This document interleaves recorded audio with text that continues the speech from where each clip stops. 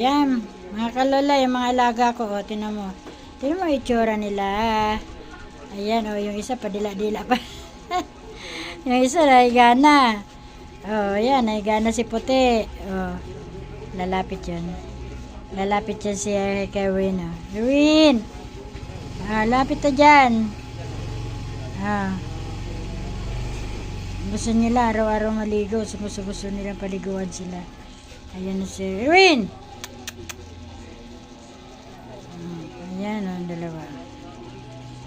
Ngayon ko lang nakunan yung puti na magkakasama.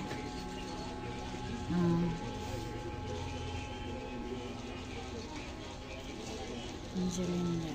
Ayan kasi yung dalawang pusa o. Nakakain lang.